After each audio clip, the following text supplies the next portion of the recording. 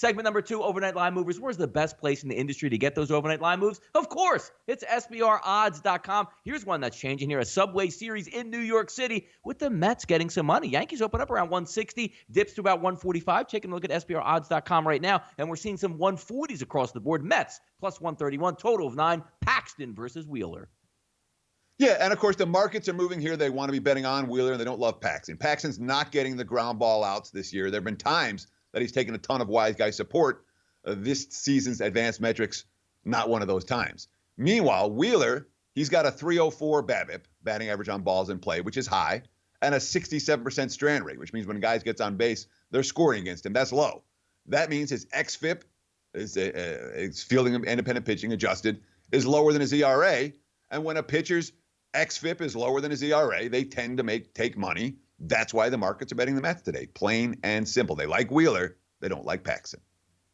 Braves and Phillies going to tee it up today. Obviously, the Braves have a first-game lead by about 5 games in the NL East. Second time around, right through, just in Atlanta. Now coming back before the Phillies do head home. They're going to hit Atlanta again. Braves open up around 130, drop to around 120. Now we're sitting around pick'ems, but a lot of things have to do because Aaron Nola has now been placed in as the starter going against Dallas Keuchel. Nola back in the form. Keuchel looking to regain his form. Should be a good one down in Atlanta tonight, Teddy. Yeah, and the markets aren't sold on Keuchel. We've seen that already, and his first 2 starts have been spotty. Let's just put it that way. Whereas Nola's last 2 starts have been completely dominant. 7 and 8 innings, so 15 combined innings, 1 earned run allowed, 20 strikeouts, 21 ground ball outs, only 2 walks, only 12 fly ball outs during that span. So those are the type of numbers that betting markets definitely pay attention to. All that being said, the Braves hit him hard 3 starts ago, prior to these last 2 dominant efforts.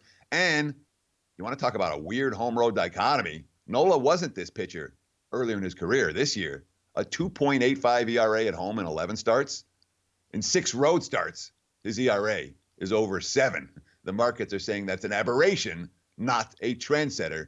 And then obviously expecting good things from Nola today with the money coming on Philadelphia.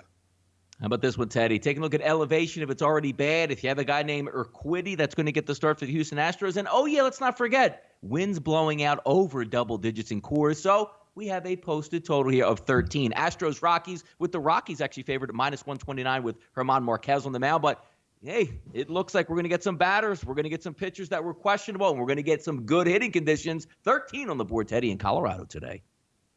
Well, what do we got? We have 7 all-star batters between these 2 teams. You know, Bregman, Springer, Brantley for Houston.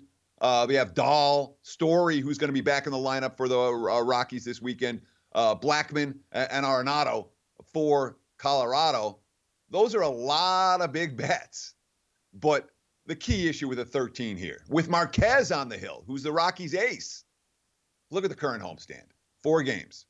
20 runs, 22, 8, and 15. Their last homestand, 27, 22, 28, 15, 12, 13, 11.